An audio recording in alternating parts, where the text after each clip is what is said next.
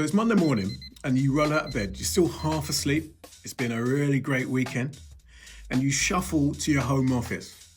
And just before you take that first sip of tea, coffee, for me it's matcha tea at the moment, your laptop pings. The subject is resignation notice. You think to yourself, that's the third key member of my team this quarter. What's the problem? Now, when people leave your organizations, they often say it's for a higher salary, for better office perks, but it's probably a bit more to it. 79% of employees in the UK say they would quit if they feel undervalued. So no, you're a team lead, you're a director, understand this isn't just a retention issue, it's a profitability crisis. High employee turnover, it costs you thousands per employee. So some reports say in excess of £30,000 is lost in productivity, in hiring and training. You have the disengaged teams, and when teams are disengaged, they're up to 18% less productive. And that really kills performance and it kills morale. And then you have hybrid cultures and the gaps that get created. And when they're created, you often see silent quitting. And I think this is really crucial because silent quitting is when your employees check out mentally before they physically leave. So if you see members of your team disappearing faster than an unstable Zoom connection, it's probably time to look at the root cause and fix it. 63% of UK employees quit due to bad leadership, lack of recognition, and frustration within their work environment. Leadership is more than just what we say in the meetings.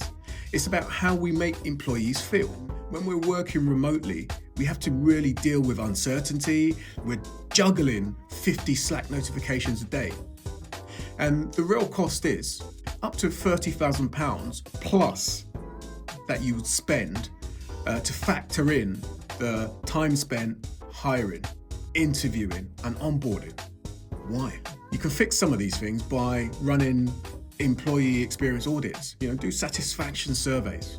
Find out why they're frustrated. What's the cause? And I suggest you do that before people update their LinkedIn status to say open for work. You want to fix middle management gaps, making sure that managers are coached and managers are coaching.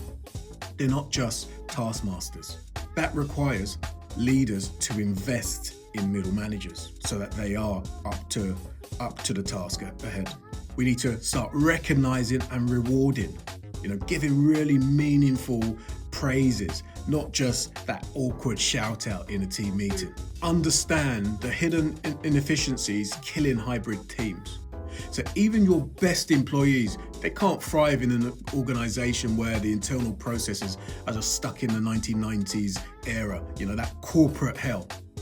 So here's a couple of the top hybrid work process killers.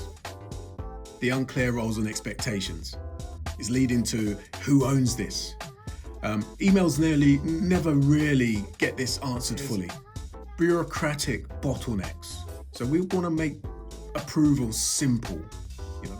Then you have the lack of real-time feedback, because if you're an employee and you're waiting for feedback on your annual review, it's really uncomfortable. It's like waiting for that bus that doesn't come in the rain.